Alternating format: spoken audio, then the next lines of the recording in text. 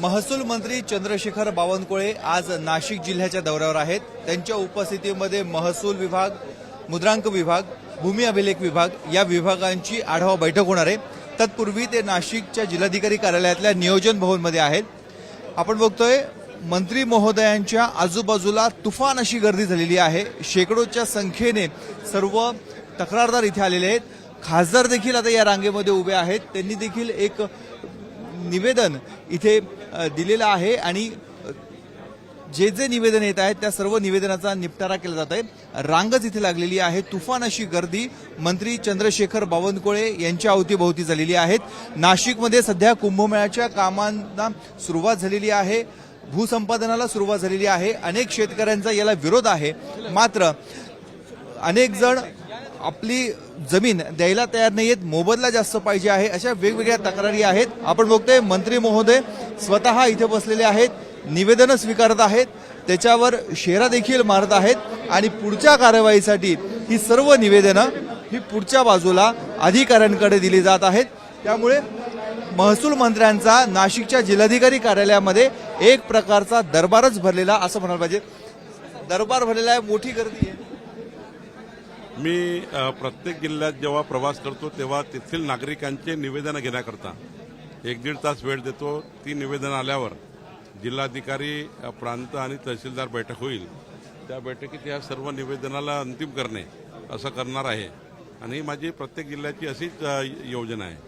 आपण आलात, गर्दी खूप वाढली, हा विश्वास तुमच्यावरचा आहे, परंतु ही गर्दी हे पण दाखवते की तुम्ही नाही तर मग कामं पण होत नाहीत।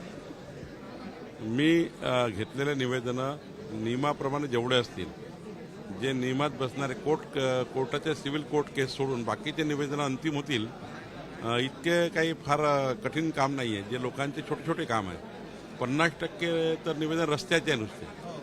आता रस्ते मोकळे करणे ही जबाबदारीच आता विधानसभा स्तरीय समितीला दिली आहे आणि त्यामध्ये प्रांत आमचे सचिव आहेत। त्यामुळे आत्ता जी मुख्यमंत्री बळीराजा पांढर रस्ते योजना आम्ही आणली आहे, यामध्ये हे सर्व रस्ते खुले होणार आहे।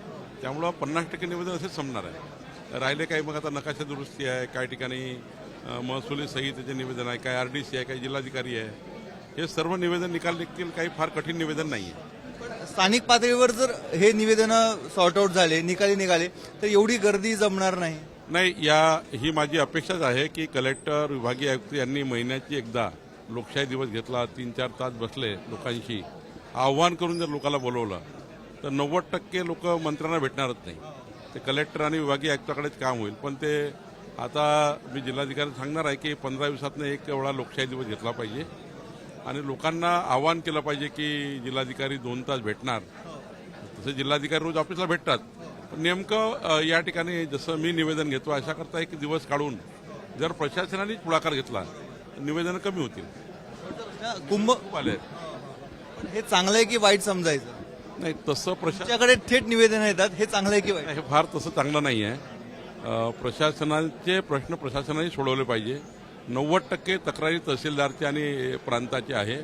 प्रांत तहसीलदारने जर पुढाकार घेतला तर मंत्र्यांना एवढं लोक भेटू शकत नाही। काही जिल्ह्यात तर मंत्र्यांना लोक भेटत नाही।